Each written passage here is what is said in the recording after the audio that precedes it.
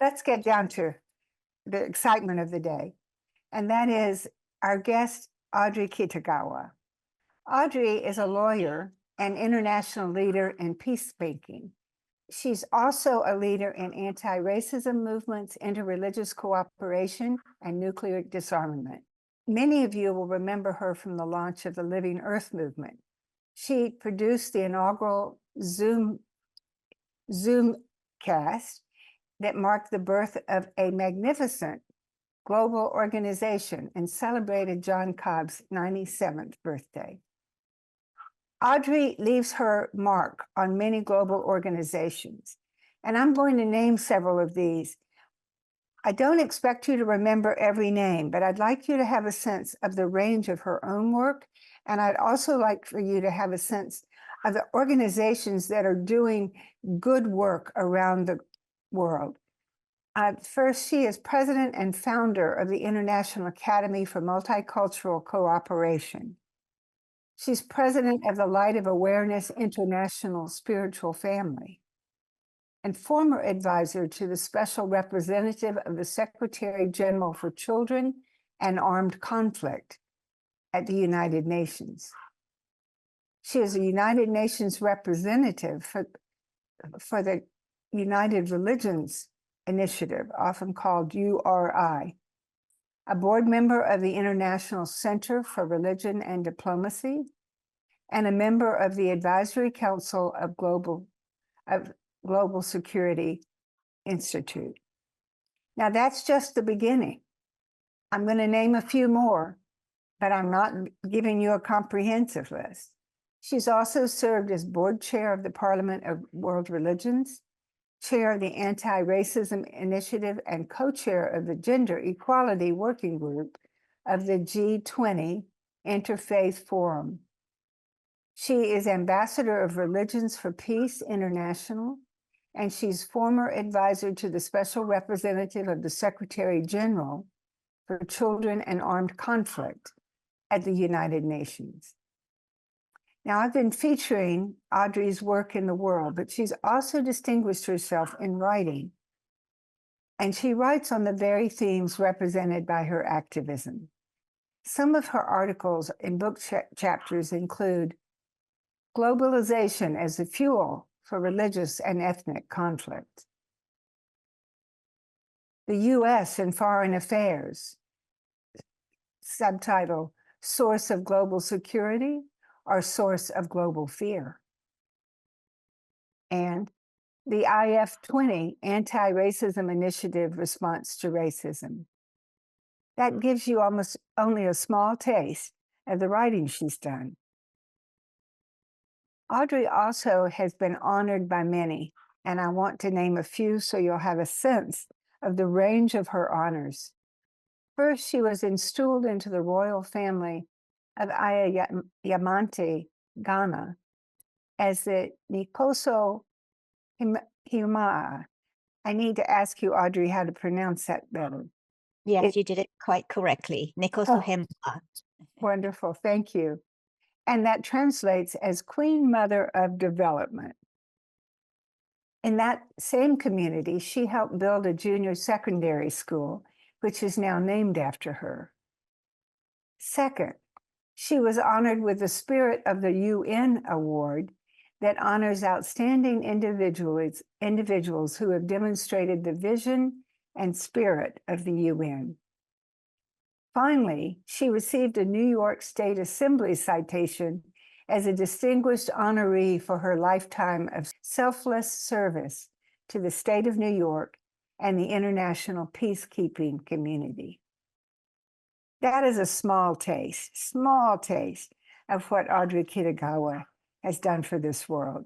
And we are so fortunate to have you here this morning, Audrey. Thank you, thank you.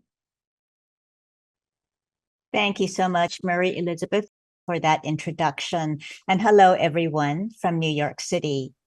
I express my deepest appreciation to our very dear friend, John Cobb, who has been an inspiring and tireless advocate for peace, cooperation, and an ecological civilization that addresses the environmental issues that calls us to examine our actions that threatens to destroy our environment and ourselves along with it because of the mutual dependence of human beings and all other living things. A healthy earth assures the sustainability of our own health and lives. Ultimately, destruction of the earth means destruction of ourselves. And I thank John Cobb and Cobb and Friends for this invitation to share today about one of the most significant existential threats to all of life, and that is nuclear weapons. Since the dropping of the first and second nuclear bombs on Hiroshima and Nagasaki 79 years ago, we have understood the destructive power of these weapons to destroy our environment and cause the mass deaths of people.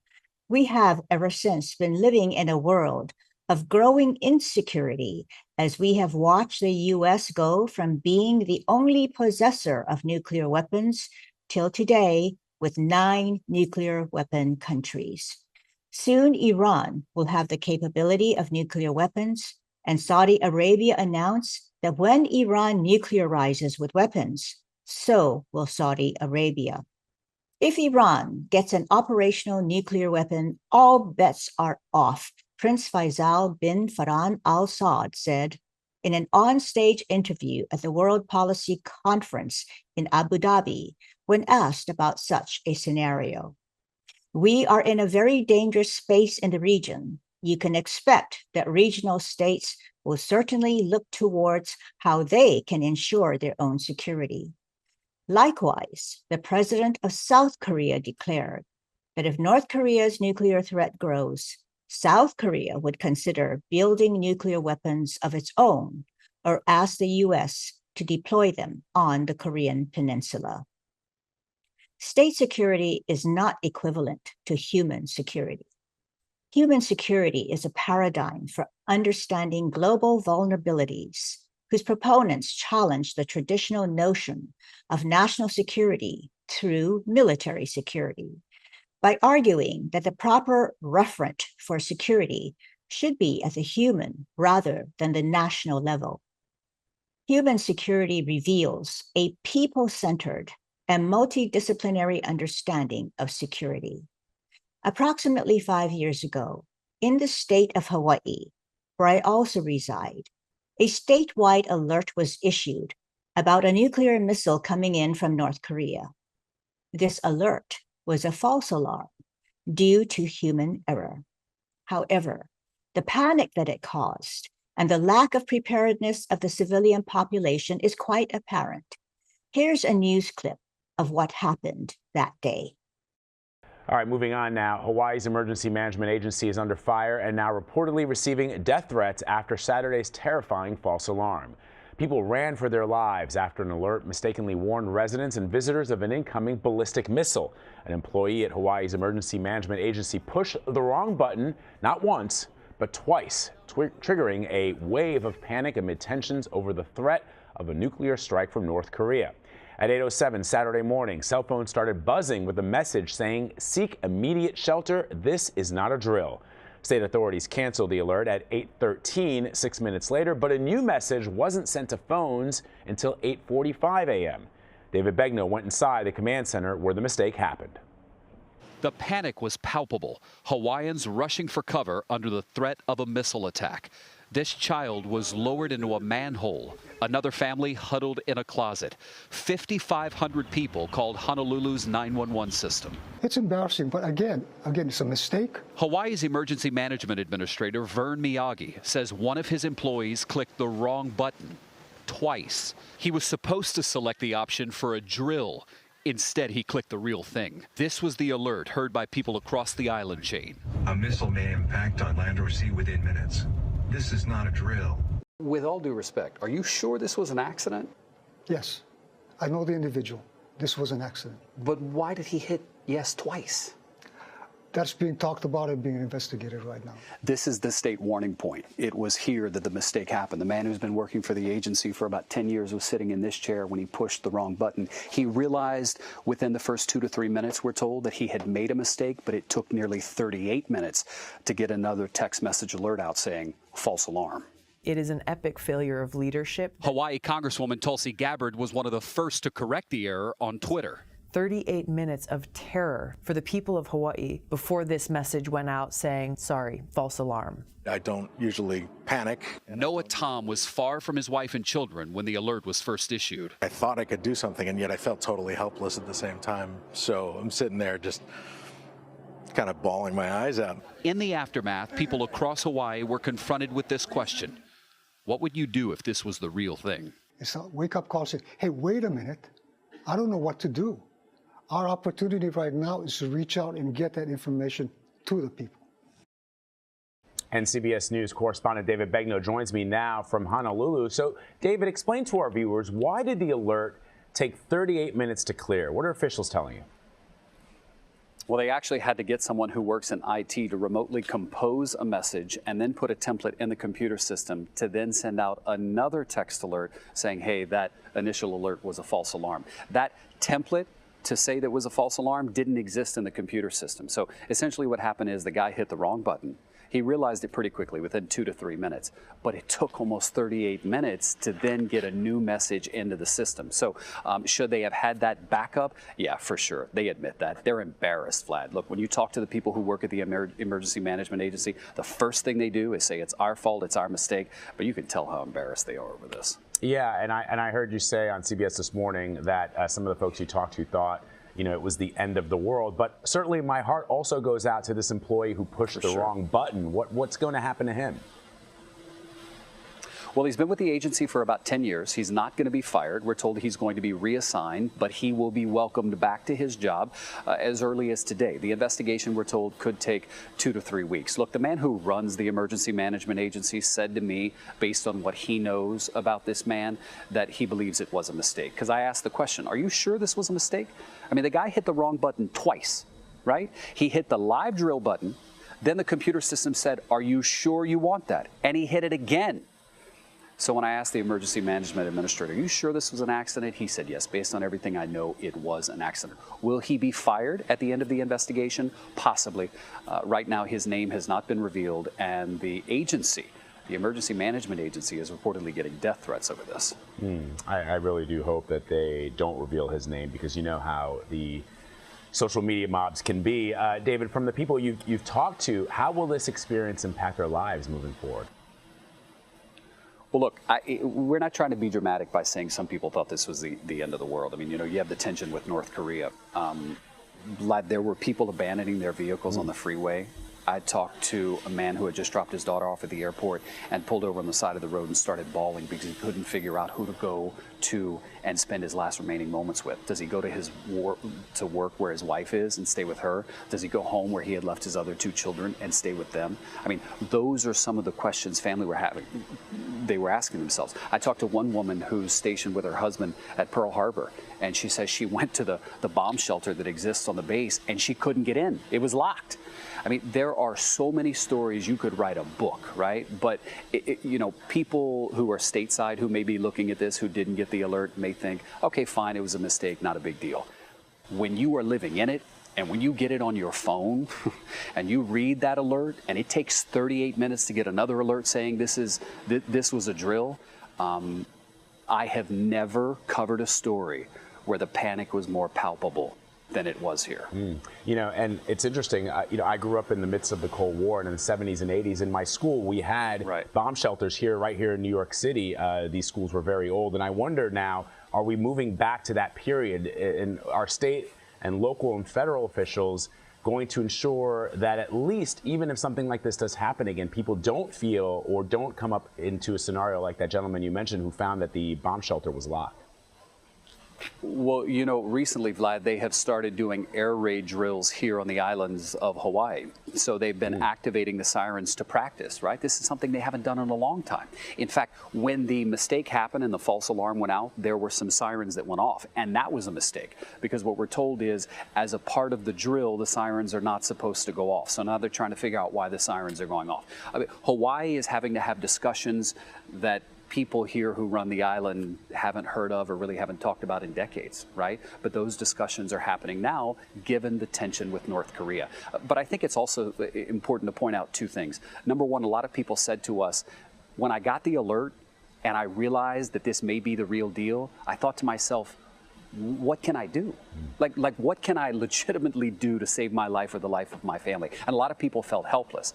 But then on the flip side, you had some people with the Emergency Management Agency who said, this is a wake-up call. It's our mistake and we apologize for it. But what will you do in case this happens again? What if it is the real deal? What's your plan? Just really scary. I'm glad, obviously, it all worked out. David Begnaud, thank you so much for your reporting. We appreciate it. You bet. Well, thankfully, this was a false alert caused by human error. The fact that it occurred shows you the frailty of our alert system. And the fact of being struck by nuclear missiles is probable, even though we are ill prepared for such an eventuality. When I was in elementary school, every month we had to dive under our desks, heads down, hands on our heads in case of a nuclear bomb being dropped. Nuclear bomb shelters were built in designated areas in the city. But the fact of the matter is, if we had a nuclear bomb dropped on us, hiding under your flimsy children's desks, made of wood, would not be able to protect us from the power of a detonated nuclear bomb. A 2014 documentary titled The Man Who Saved the World recounts the story of how one such accident was averted. In September 1983, the Soviet Air Defense Forces received a false warning of what appeared to be 5 approaching U.S. nuclear-armed missiles. Knowing that alerting his superiors would likely lead to a counterattack, Soviet officer Stanislav Petrov decided to treat the warning as a false alarm. Petrov ended up being correct. What the satellites detected was a sun reflecting off clouds, not 5 missiles.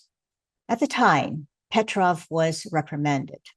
But in recent years, he has received recognition, receiving an award from the Association of World Citizens in 2006 and the Dresden Peace Prize in 2013. The reflection of the sun's off clouds would have changed the course of history for humankind. Our lives hang in the balance of powers outside of our control, and we must do everything possible to eliminate nuclear weapons so that we do not live in fear and insecurity of the very real possibility of nuclear war, whether caused intentionally or by error. We just had a commemoration of the 79th anniversary of the detonation of the nuclear bombs dropped on unsuspecting civilians in Hiroshima and Nagasaki. Many remembrances, prayers, and vigils were held. The devastation which these bombs brought in terms of destruction and misery cannot be overestimated. The 2 cities were destroyed. Thousands of people were killed instantly. Many who survived suffered long-term effects of radiation, including cancers and radiation poisoning.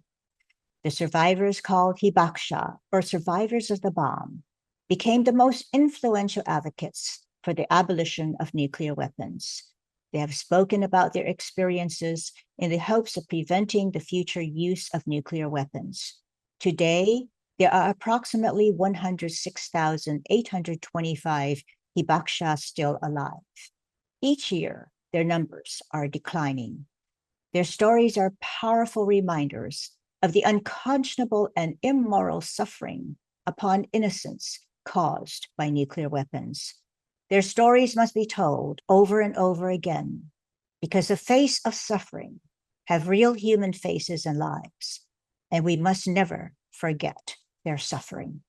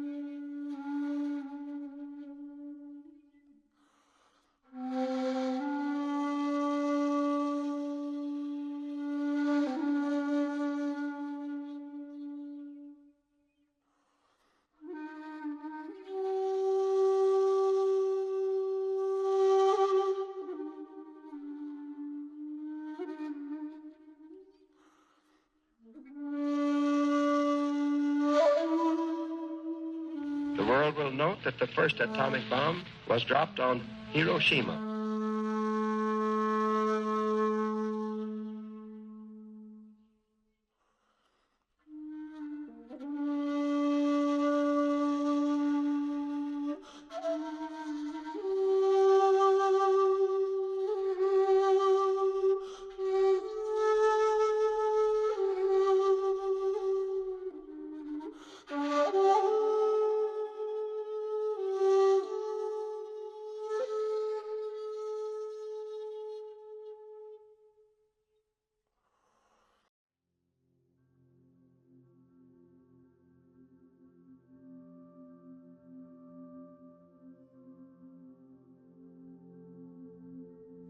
正義の味方になれる助けてあげたいな、そういう気持ち子供の頃持ってましたね。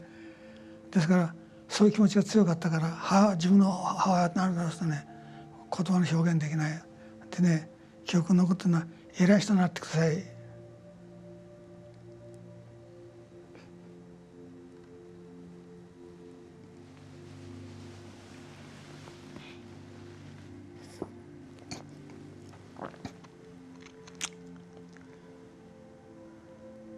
それはですね、多分もう死を覚悟したことなんですね。それ辛いし。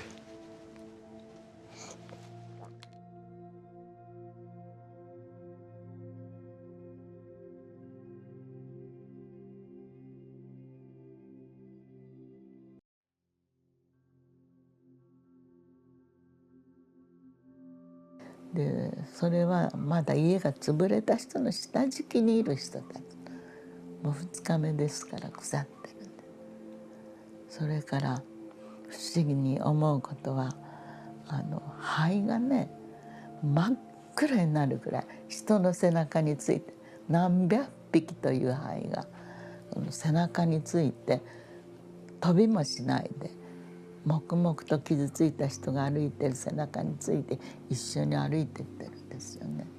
本当に不気味だ。それで川の橋を渡ると川にはもう人がプカプカプカプカ浮いて流れて、でみんな水を求めて川の方へ行った人たちが力尽きて川に入っちゃって流されていってるんですね。そういう中をその刺繍の中を黙々となんていうか歩いていくしか仕方がなかったんですね。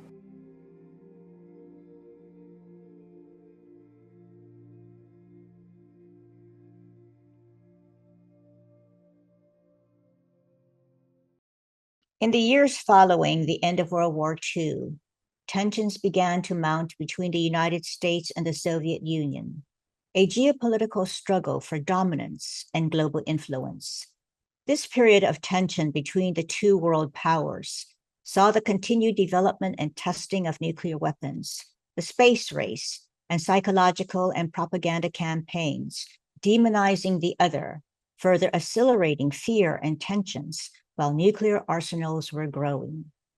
In 1986, two world leaders, President Ronald Reagan and Mikhail Gorbachev of the Soviet Union, agreed to meet to explore limiting nuclear weapons and finding a way to ease tensions between the two powers. At the Reykjavik summit, Reagan and Gorbachev found a common ground in their shared understanding of the immorality of nuclear weapons. The two leaders and their teams, including Secretary of State George Shultz, developed trust, leading to very productive discussions. In a paper on the moral and political necessities for nuclear disarmament, author Thomas Doyle recounts how trust and empathy led to the productive discussions at the height of the Cold War. Leaders often understand their own security needs, but fail to empathize with their rivals' concerns. A notable exception occurred during the Cold War when Reagan and Gorbachev began to trust each other. Gorbachev took steps to reduce Soviet forces that worried NATO, which helped ease tensions and led to the landmark Intermediate Range Nuclear Forces Treaty in 1987. This agreement proposed to eliminate all intermediate and short-range ground-based missiles and launchers from Europe. This shows that mutual trust and empathy can break the cycle of escalation and improve security for all sides. The talks collapsed at the last minute due to Reagan's refusal to abandon the United States Strategic Defense Initiative. However, the meeting resulted in several positive outcomes over the years, including 2 treaties and momentum for ongoing arms control negotiations. The 34 years after the Reykjavik summit, in conjunction with the 75th anniversary of the Hiroshima and Nagasaki bombings, Mikhail Gorbachev and George Shultz participated in a video documenting their remembrances of the collaboration in 1986 and offering their thoughts on the current global nuclear situation. They each composed a letter sharing their concerns about the current state of international diplomacy and the continued threat of nuclear weapons.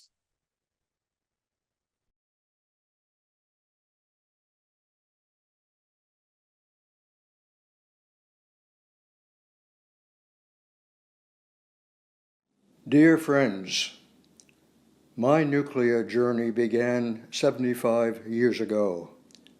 In the summer of 1945, I was a U.S. Marine captain on a troop ship in the Pacific bound for San Diego.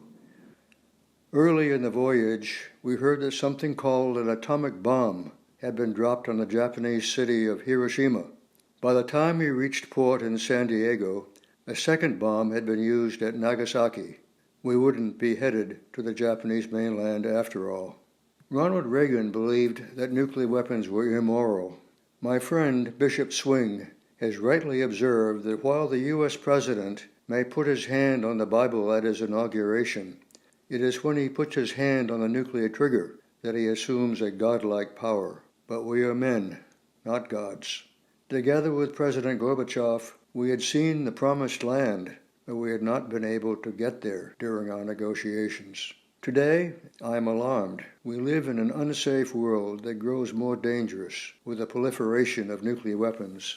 We need to make sure that the global population understands the gravity of the nuclear threat, and we do everything we can to reduce the risks of that threat. But I am also optimistic. I see that wise and knowledgeable people are talking about these crucial issues. Such dialogue can lead to progress, so there is hope.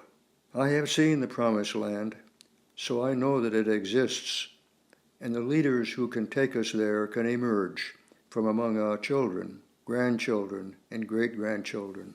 Sincerely yours, George P. Shultz.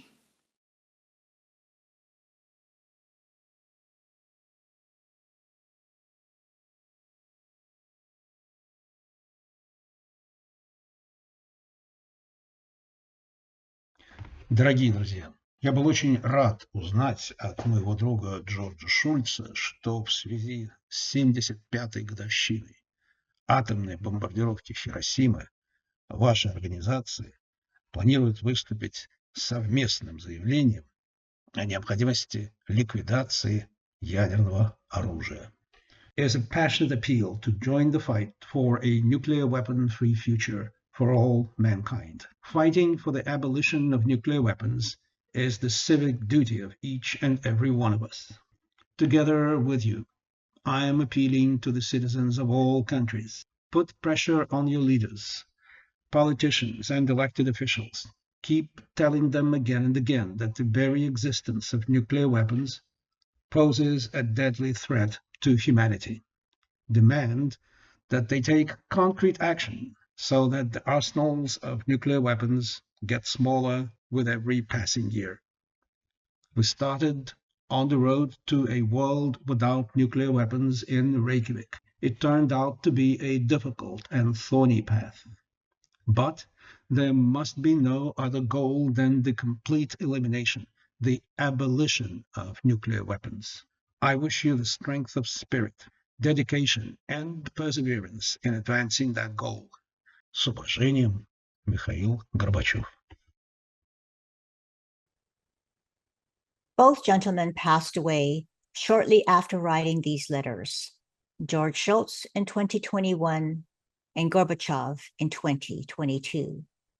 But their legacies of diplomacy, statesmanship, and trust are inspiring examples of what is possible when leaders have vision that extends beyond their own borders, and they truly understood the gravity and importance of abolishing nuclear weapons, with a shared understanding that nuclear weapons are immoral and unethical. Their efforts resulted in positive change. Schultz, reflecting on the Reykjavik summit, said, "Trust is the currency of diplomacy. Trust inherently implies integrity and is a mark of an individual's moral compass, that they keep their word and honor their commitments." And the trust between Reagan and Gorbachev was built on their understanding that they stood together on the same moral and ethical ground. And they affirmed this in a joint statement that said, a nuclear war cannot be won and must never be fought. Their relationship created measurable results, reducing nuclear weapons in both countries. The world's nuclear arsenal has been reduced by more than 2/3 since 1986, when there were around 70,000 warheads, to an estimated 12,500 in 2024. There is much more to be done, but the progress they made demonstrated what can be done when there is trust between individuals and when the greater good of humankind is raised above the nationalistic imperatives of individual nations. Although the number of nuclear warheads declined significantly in the 38 years since Reykjavik, the numbers have begun to trend upward in recent years. Earlier this year, the Stockholm International Peace Research Institute reported that while the global total of nuclear warheads continues to fall as Cold War-era weapons are gradually dismantled, regrettably, we continue to see year-on-year increases in the number of operational nuclear warheads. This trend seems likely to continue and probably accelerate in the coming years, and is extremely concerning. The report goes on to say, we are now in one of the most dangerous periods in human history. There are numerous sources of instability, political rivalries, economic inequalities, ecological disruption, an accelerating arms race. The abyss is beckoning, and it is time for the great powers to step back and reflect, preferably together. According to the international campaign to abolish nuclear weapons, a single nuclear weapon can destroy a city and kill most of its people. Several nuclear explosions over modern cities would kill tens of millions of people. Casualties from a major nuclear war between the US and Russia would reach hundreds of millions. Nuclear weapons cause indiscriminate harm. In 2018, the UN Human Rights Committee affirmed that the threat or use of nuclear weapons is incompatible with respect for the right to life and may amount to a crime under international law. And yet, nuclear arsenals are being strengthened around the world as these states modernize their stockpiles and deploy new weapons. Last March, in advance of the 2023 G7 summit in Hiroshima, the International Academy for Multicultural Cooperation, along with the G7 Research Group and Soka Gakkai International, held a conference at Soka University to create recommendations for the G7 leaders. I would like to share a short clip of my remarks at that conference.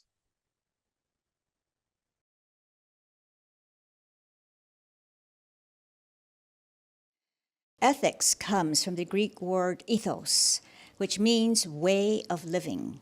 It is concerned with human conduct and, more specifically, the behavior of individuals in society.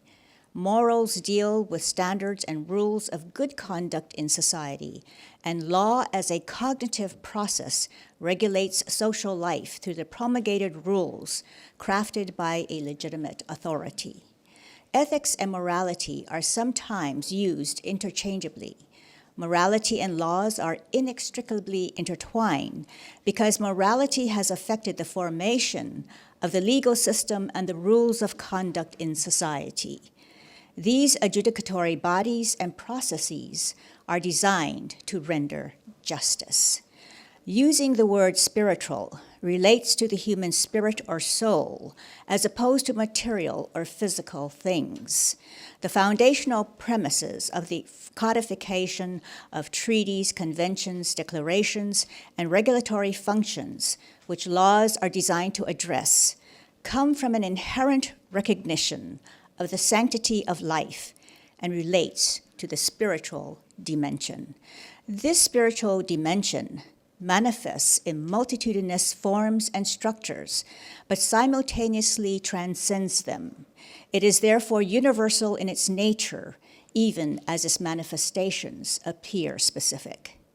Ethics, morals, and the spiritual dimensions are foundational to what we are discussing today on controlling nuclear weapons. We must always remember that true security must be ontological security, which is that sense of stability that emerges in response to the need to experience oneself as a whole continuous being and having a positive view of self, the world, and the future. At the conclusion of the conference, we developed our recommendations for the 2023 G7 Hiroshima Summit, which were submitted to the G7 Summit planners. A few months later, at the G7 Summit in May 2023, the G7 leaders adopted the Vision on Nuclear Disarmament, the first ever standalone joint statement by the G7 on the issue of nuclear disarmament, and a reaffirmation of the commitment to achieving a world without nuclear weapons. It included concrete measures and recommendations, including enhancing transparency with regard to nuclear weapons, engaging with non-nuclear weapon states in dialogue on transparency, and limiting nuclear competition. The pre-notification of relevant strategic activities, a call on Russia and China to engage in multilateral and bilateral fora in line with their NPT obligations, immediate commencement of negotiations of a treaty banning the production of fissile material, and bringing the CTBT into force. In light of the recent geopolitical developments, these recommendations are very important. Dialogue between the US and Russia, ongoing since the Reykjavik summit, have slowed or stalled completely. Last year, Russia announced that they would pull out of the New START treaty that requires the US and Russia to hold on-site inspections, and President Putin has threatened the use of nuclear weapons in the war against Ukraine. The US and other countries have maintained a policy of nuclear deterrence, the belief that nuclear weapons can prevent attack by other countries with a threat of retaliation and mutual destruction. However, the very existence of nuclear weapons and the threat of using them in a retaliatory attack is as immoral as an initial attack, and we must not utilize it as a false equivalent to true security. The strategy of deterrence relies on the threat of massive destruction to prevent conflict. This is morally problematic because it threatens to harm millions of people. Even threatening such harm is inherently immoral, regardless of whether the threat is actually carried out. In this climate of escalation and threats, the element of trust has been eroded to the detriment of global security. Peace and security depend on cooperation, not conflict, and we must find our way back to trust and stability. For this to happen, leaders must be willing to take risks and take a vulnerable position. But this can only happen if the leaders themselves are not driven by power and domination, but rather by innate core values that honor the sacredness of human life and understand the connection that we all have to one another. Each individual's values determine how they are in relation to others, and we must be very clear about what our values are and adhere to them as we move through life and face decisions and crossroads?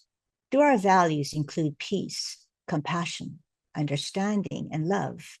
Are they based on sound ethical and moral principles, being fair, being honest, being truthful, and doing the right thing? We must do the inner work to ensure that our personal values align with the shared inherent spiritual values of the world's faith traditions. We must live in accordance with our moral compass, our ethical conscience, and advocate for the policies that align with our values. And we should elect and support leaders with character and integrity. 84% of the world's population are believers and adhere to a faith tradition.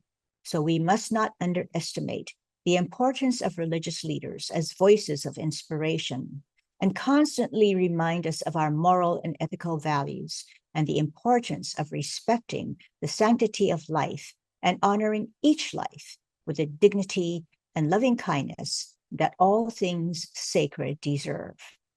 We must not forget the events of that fateful day in Hiroshima in 1945.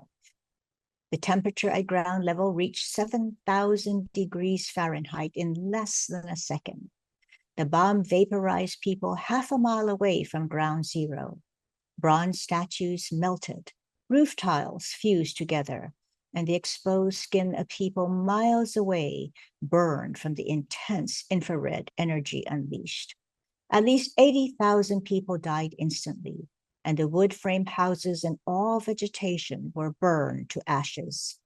Amidst the devastation, however, within a few months, the people of Hiroshima were witness to the miracle of nature's remarkable resilience and powerful regenerative ability when flowers and trees began to bud and bloom amidst the ashes of the destroyed city. In this final video clip, Tomoko Watanabe, a Hiroshima resident and founder of the Asian Network of Trust NGO, shares this story.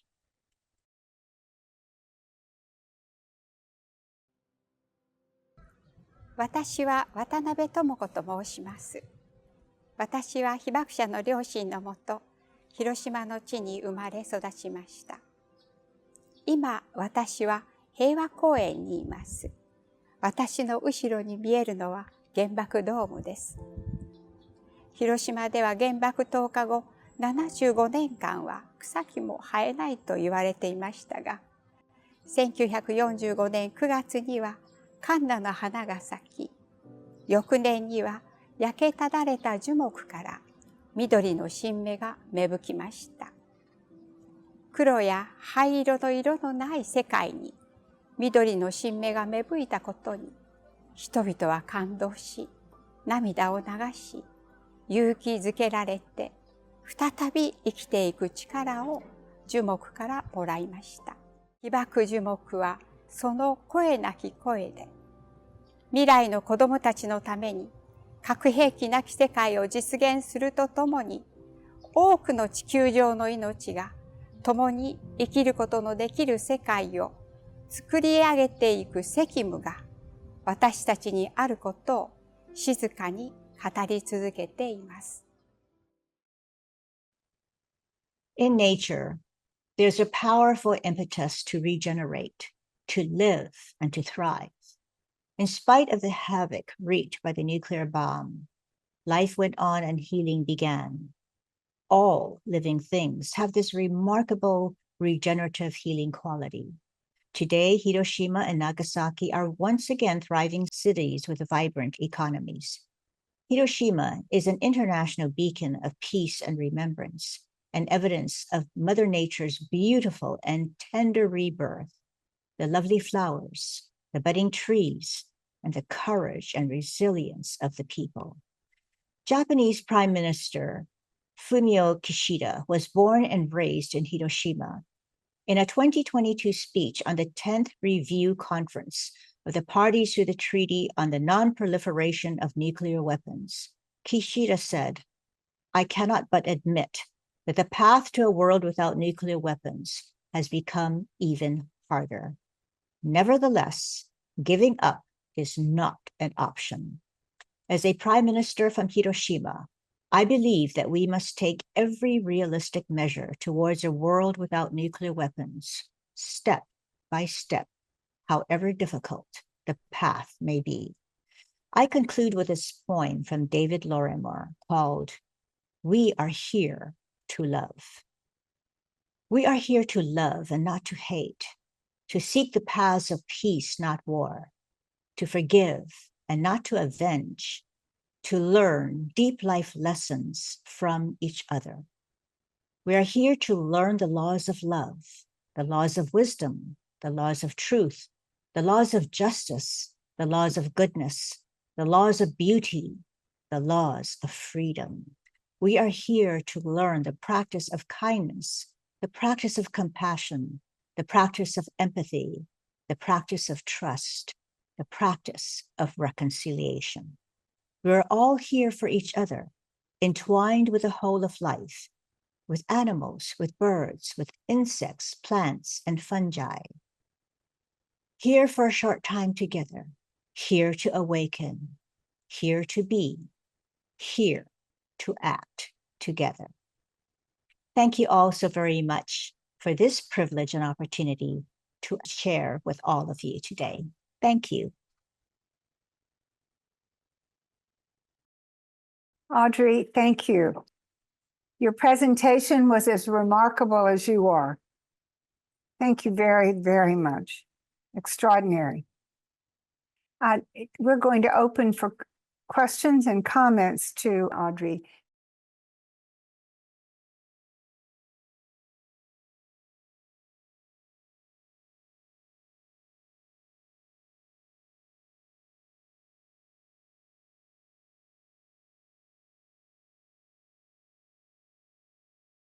Thank you so much for your question. And, actually, nature and the better angels of faith traditions are in many ways one and the same, because they demonstrate the source of potential. They themselves are sources of inspiration, and they speak of the power of transformation.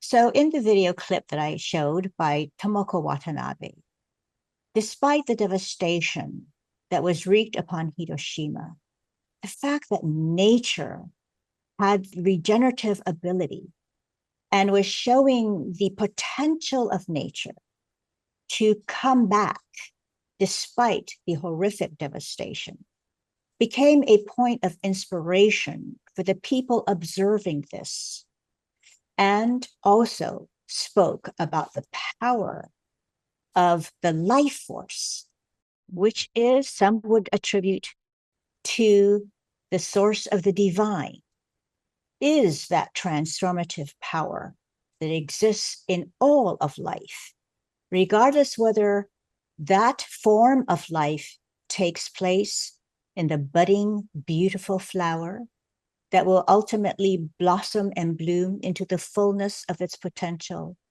or in the child that is being born and has that same potential to be able to be a point of inspiration, a voice of wisdom, and to see everywhere within all of life's creation that power to transform, to become better people. And everywhere around us, in the people around us, in the love that we have in community, in family, and the love that we must have for ourselves and each other, and the communicative ability of nature to whisper her secrets to us that are actually on full display all of the time, if we would but pay attention. That power is within each individual and in each living thing. So this, I would say, it is not a matter of, which is more important than the other. I would say to frame it in that manner creates a false equivalence. And in reality, in the oneness of the generative power of what I would call the one great God that exists in all of the multitudinous forms of expression of the divine energy and life force. They are one and the same in ultimate reality. Thank you. Thank you. I'll follow up with a question. I'm struck by your emphasis on trust and moral values. And I'm going to ask the question in two ways. I'm also struck by the moving relationship between Reagan and Gorbachev and what came from that, even though less came from it immediately than was hoped. How does the movement toward moral agency and moral reflection among common folk spread and influence leadership? In the case of Gorbachev and Reagan, they somehow caught the spirit and they worked on it as leaders. How does the work of ordinary people contribute to that possibility? Thank you so much, Mary Elizabeth. That is a very important question. So every individual has the ability to be the agents of moral change and to cultivate that assiduous process of inner reflection and awareness that allows us to ultimately coming together and working together to the voice of civil society. Now, I consider civil society, and in fact, we're all members of civil society, to be the awakening sleeping giant. And we have today more ability to mobilize together, to come together, and to actually, from the bottom up, to start giving influences and promoting the influence of the voice of civil society upon leadership. So this gap is beginning to close. So you have the top-down approach and the bottom-up approach. And today, because civil society and the voice of civil society and all of the technologies that allow the voice of civil society to be heard and expressed in so many ways that were not available before, but are more available now and increasingly so and into the future, I would say that our ability as citizens of the world and members of civil society become more important than ever, that we understand our moral agency and the importance of our being able to develop ourselves more fully as spiritual beings. And I noticed that in your conversation opening up this program today, spiritual discovery was one of the major points. And in effect, I totally embrace that, because we are, in reality, spiritual beings in human form. And so that essence of our spiritual lives must be developed so that we do not get taken out into, the world of creation that is ever changing, and which Lord Buddha said that everything is changing in creation, and it is all impermanent. So we must be able to know ourselves more deeply and to cultivate our spiritual lives so that we can develop that moral and ethical compass and know that as a movement, having moral agency and moral receptivity among the common folk have more ability than ever to influence leadership.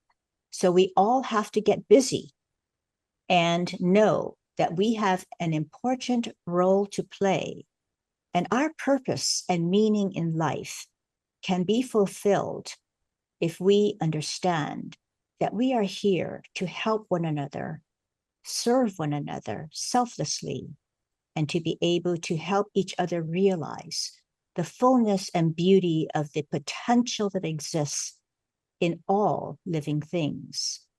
who are in effect sacred beings. Might I make an observation? I find what you've just said to be inspiring. The story of Ms. Watanabe from Hiroshima is a story of plants regenerating from little sprouts, and then that spreads. It seems that the more than human natural world is teaching us something. And this is something I think you're implicitly suggesting. It's teaching us that life can come from anywhere, and regeneration comes from the sproutings that happen in an isolated limb of one tree and an isolated limb of another. Am I overreading what your intentions are? No, actually not, because that regenerative power, whether it comes from an isolated limb or from that tree in Lahaina, Maui, Lahaina suffered this huge burn, and this ancient tree, they thought that this ancient tree was finished, but in effect, it survived. And what that showed is the power of the spirit, this life force that ever seeks to live. And so that power of life and seeking to live and to be expressions of the potential of what we were given is continuously ongoing. And so I had a beautiful spiritual mother who said, people look at that giant oak tree, but the real power is in the acorn. So you see that the blueprint of the potential of that mighty oak tree exists in the seed of life that was created and given to that oak tree, to that embryo, to all of life. And so that is our potential. And to realize life with meaning and purpose is to be able to embrace a life that is full of purpose. And what is our true purpose in life? And I'll just share what my spiritual mother said. She said, our true purpose in life is God realization. And she said, God is love. So every moment that we live, we have the ability to actualize the living reality of God in our daily lives, in every loving thought, every loving word, and every loving action. And how magnificent to know that we have that potential to attain to the actualization of a living God, not, something that we conceive of that we can never attain to, but that knowing that God is love and that we are here to learn all the lessons of love and to awaken to the love that is within us because we were created in love. And our potential is to be able to actualize that love every moment that we live. Therein lies tremendous power and agency given to each individual. And we have to be able to harness, that power in how we live our lives every day. And ultimately, how we live our lives becomes the legacy of our life itself. And may that legacy be the legacy of how we have lived our lives, sharing love, expressing love, and being that love itself.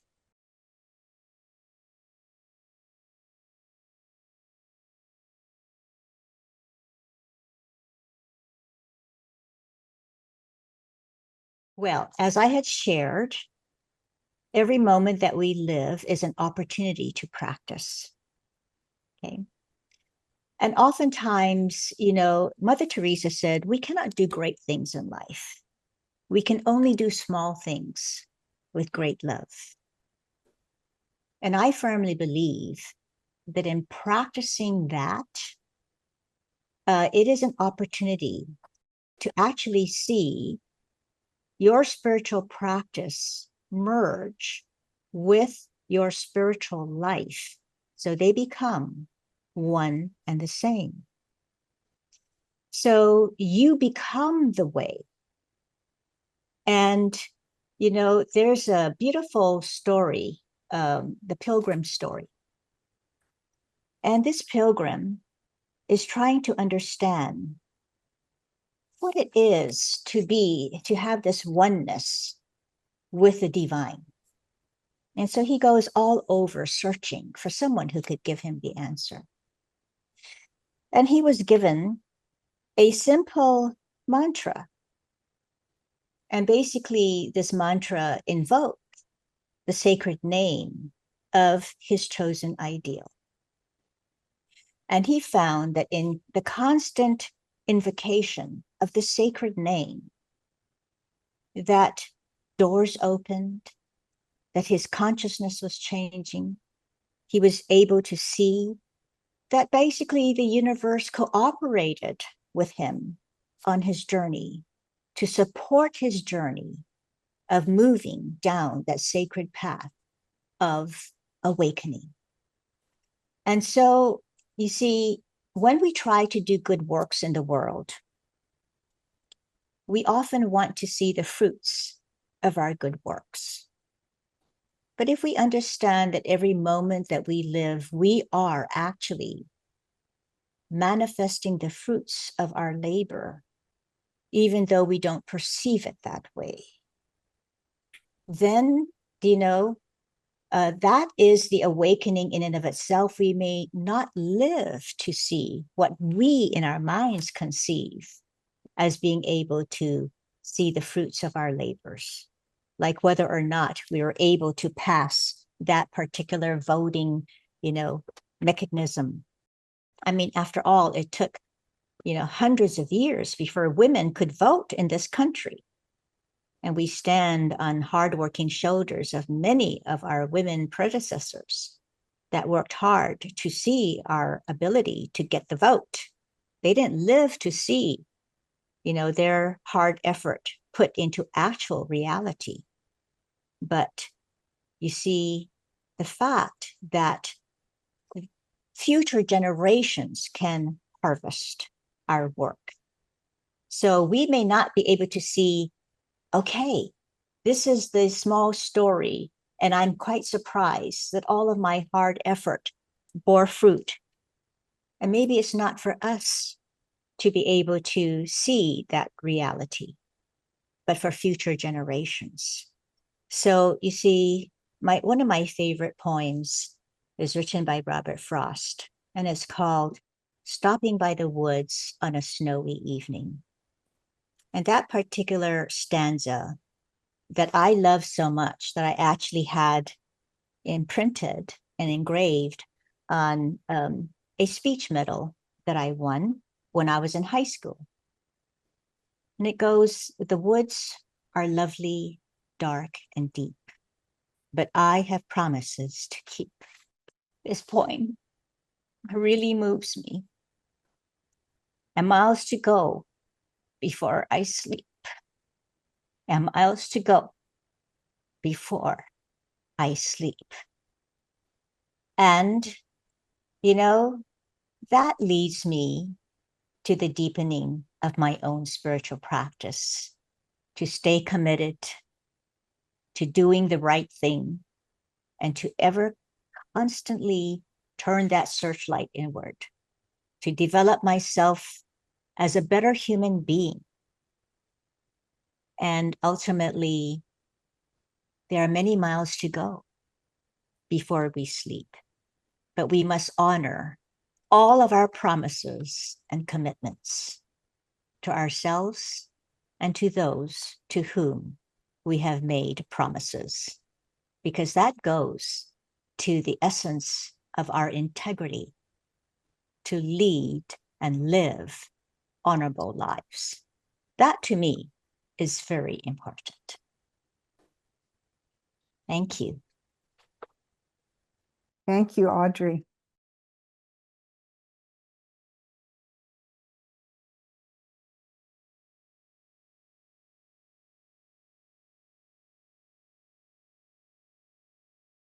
Well, thank you so very much. You know, fear is the absence of love. So when you have fear consciousness, you are living away from your own power, which is that power of love.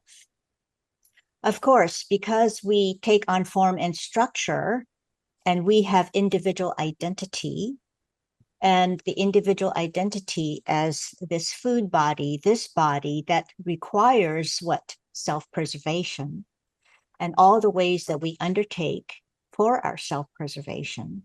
And we create those phenomena of the face of the other that we see as a competitor, as a potential threat to our ability to live, to survive, to protect ourselves, protect our families. So we create these schisms of separation.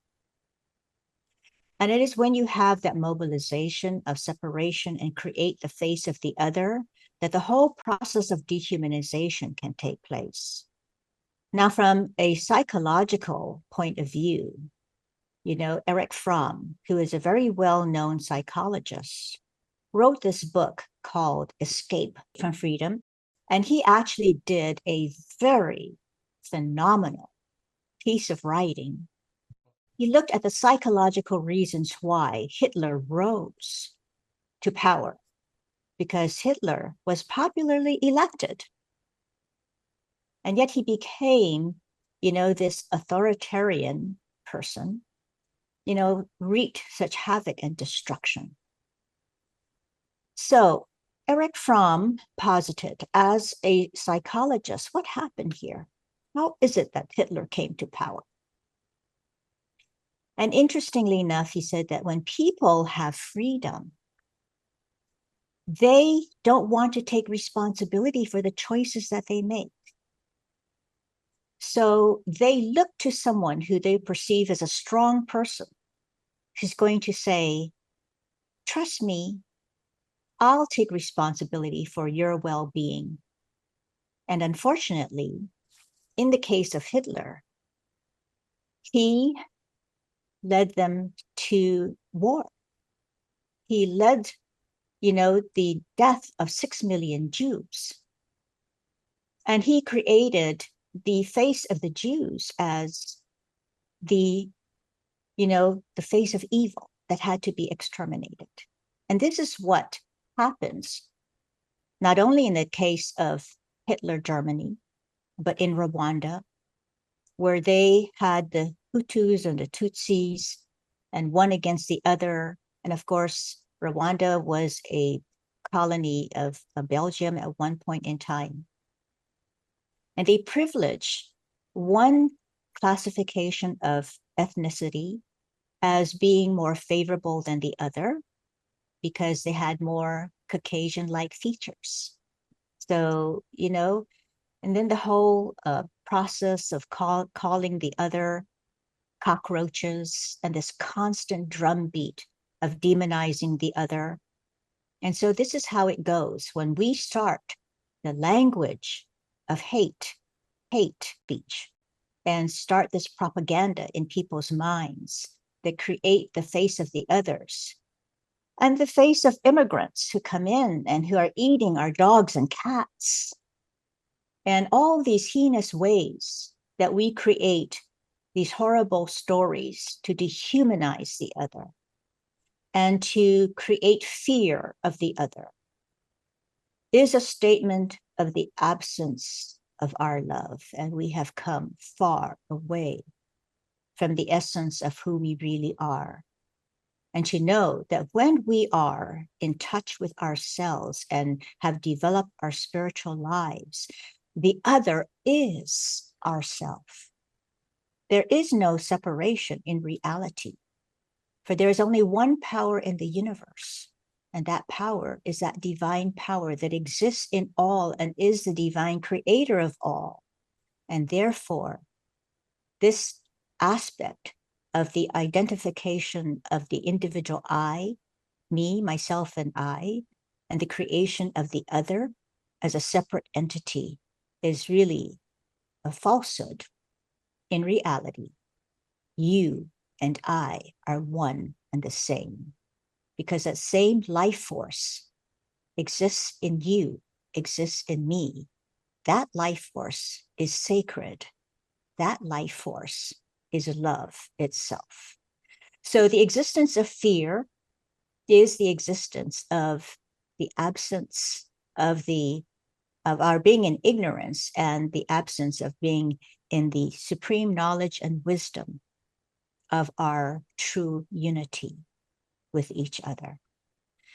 And when these schisms appear, this is where we, as civil society, must educate ourselves and have the wisdom to know that it is our responsibility not to flee from responsibility, but to undertake our responsibility and to, at all times, not lose our ability to have critical thinking and analysis, and to not choose leaders who prey upon our fears of separation, who give us speech of hate, who give us calls to actions of violence, because these are leaders of ignorance. And we have a powerful and important duty to exercise our civic right to choose wisely. And the right choice is never to abdicate responsibility for ourselves or for each other.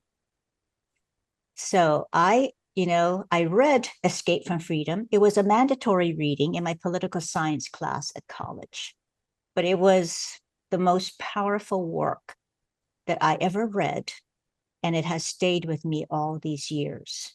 And Erich Fromm, in his book, really impressed upon me the importance of taking personal responsibility for self as well as for others in your family, in your community, and the greater world.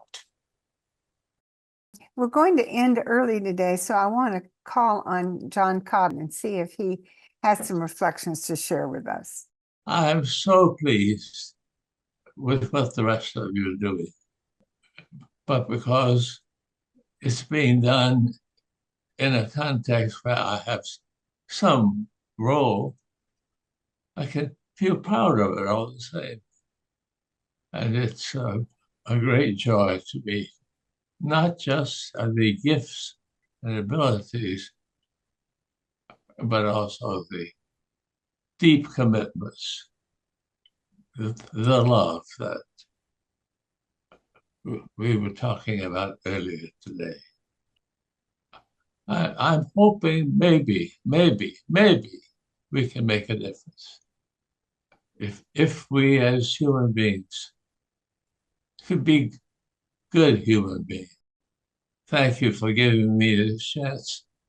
And please know that you have brought great joy to me, great happiness. Thank you. Audrey, I want you to have the last word, but before you go there, let me build on what John has said. I think he has spoken really for all of us, that the work you've done in this world, the work you're still doing in this world, the words that you speak, the love from which all of your work and words flow, are a gift and a promise to all of us. Thank you so very much. Well, thank you so much, Mary, and all of the participants who have joined us today. And for those who have asked wonderful questions and stimulated further discussion. And of course, my deepest appreciation to John.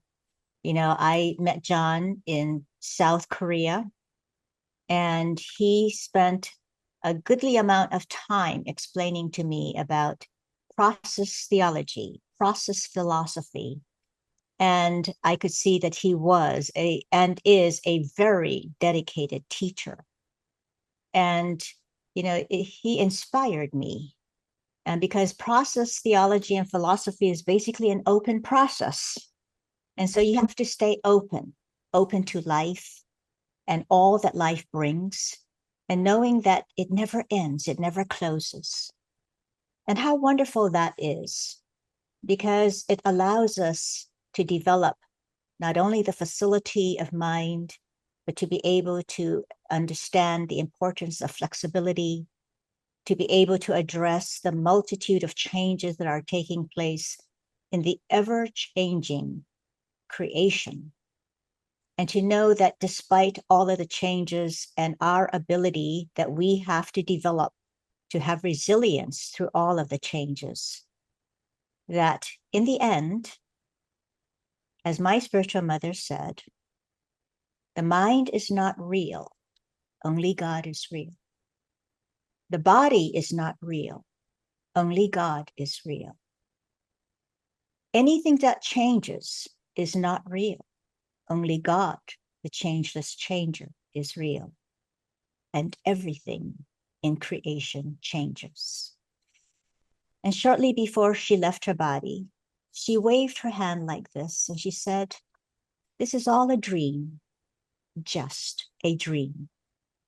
And in this dream state that we are in, we are learning all the ways to ultimately be able to awaken to what is the ultimate reality in life. And she said, our true purpose in life is God realization.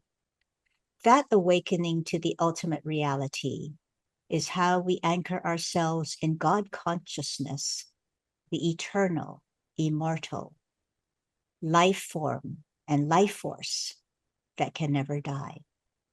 So I thank you so much for this opportunity to be able to be with you today and to fully appreciate the magnitude of the work with John Cobb has put out into the world and touched so many lives, and is that focal point that brings us all together.